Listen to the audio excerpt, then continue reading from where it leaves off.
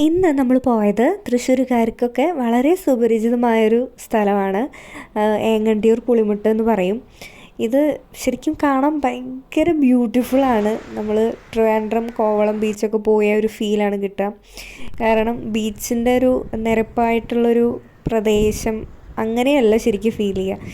ഭയങ്കരമായിട്ട് കുറേ കർവ്സും കാര്യങ്ങളൊക്കെ ആയിട്ട് അവിടെ എത്തിയത് ഈവനിങ് ടൈം ആയതുകൊണ്ട് തന്നെ നല്ലൊരു സൺസെറ്റ് കാണാൻ പറ്റി. ഞാൻ കുറേ നാൾക്ക് ശേഷം ഇപ്പം അടുത്താണ് ഇത്രയും മനോഹരമായിട്ടുള്ളൊരു സൺസെറ്റ് കാണുന്നത്. സൺസെറ്റ് കാണാൻ വളരെ ഭംഗിയായിരുന്നു. അതിനുശേഷം സൺസെറ്റ് കഴിഞ്ഞതിന് ശേഷം അവിടെ ഒരു റിഫ്ലക്ഷൻ ഉണ്ടായി. എൻ്റെ അമ്മ, അത് പറയാതിരിക്കാൻ പറ്റില്ല, അത്ര ബ്യൂട്ടിഫുള്ളായിരുന്നു. ഫുള്ളി റെഡിഷായിട്ട് നമുക്ക് ശരിക്കും ഇങ്ങനത്തെ ചില വ്യൂസ് റീൽസിൽ AI ഒക്കെ ഉപയോഗിച്ച് ചെയ്യുന്നത് കണ്ടിട്ടുണ്ട്. അല്ലാതെ ഇത്രയും വിഷ്വൽ ട്രീറ്റായിട്ട് കാണുന്നത് ഇതാദ്യമായിട്ടായിരുന്നു. കടലൊക്കെ ഭയങ്കര ഫുള്ളി റെഡിഷായിട്ട് ഭയങ്കര നല്ല രസമുണ്ടായിരുന്നു കാണാൻ വേണ്ടിയിട്ട്.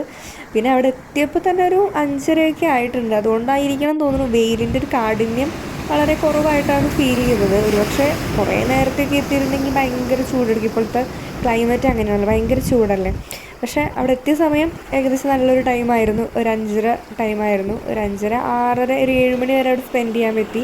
അവിടുത്തെ വ്യൂ ഒരു രക്ഷയുണ്ടായിരുന്നു. ഇത് അപ്ലോഡ് ചെയ്യുന്ന ടൈമിലേക്ക് വീഡിയോയിൽ അത്ര ഭംഗി എനിക്ക് തോന്നിയില്ല, പക്ഷെ നേരിട്ട് കാണാൻ ഭയങ്കര ബ്യൂട്ടിഫുൾ ആയിരുന്നു.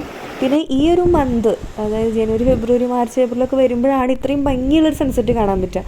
മഴക്കാലമൊക്കെ ആണെന്നുണ്ടെങ്കിൽ നമുക്ക് അത്ര ഭംഗിയിൽ കിട്ടിക്കൊള്ളണമെന്നില്ലല്ലോ. പക്ഷേ ഇത് ഭയങ്കര ഒരു അസാധ്യ വ്യൂ ആയിരുന്നു. കടലിൻ്റെ ഉള്ളിലോട്ട് ഇങ്ങനെ കുറച്ചിങ്ങനെ ചെറിയ ചെറിയ പാലം പോലെ ആണ് അവിടെ സെറ്റ് ചെയ്തിരിക്കുന്നത്. അതൊരു 5 എണ്ണം ഉണ്ട്. അത് ഫസ്റ്റും സെക്കൻഡും വളരെ ഉള്ളിലേക്ക്, അത്യാവശ്യം ഉള്ളിലേക്ക് പോയിട്ടാണ്. പിന്നെ 3, 4, 5 ചെറുതാണ്. തിരക്കൊക്കെ വളരെ കുറവായിരുന്നു. പക്ഷേ കുറേ ഫാമിലീസ്, കുട്ടികൾ, ഒരുപാട് പേര് വരുന്നുണ്ട് അങ്ങോട്ട്. കായലും കടലും ചേരുന്ന ഒരു ഭാഗം കൂടി ഉണ്ട് ഇവിടെ തിരയുടെ പ്രത്യേകത ഞാൻ ശ്രദ്ധിച്ചത് വളരെ ശാന്തമായിരുന്നു. കൊച്ചു കുട്ടികൾക്ക് പോലും സേഫായിട്ട് കടലിറങ്ങാം. സാധാരണ സൺസെറ്റ് കാണാൻ പോയി കഴിഞ്ഞാൽ ഒന്നും കാണാൻ പറ്റാറില്ല. സൂര്യൻ മേഘങ്ങളുടെ ഇടയിലൊക്കെ പോയി ഒളിച്ചിരുന്ന് ആകെ ഒരു ഡാർക്കായിട്ടൊക്കെ അവസാനിക്കാറ്.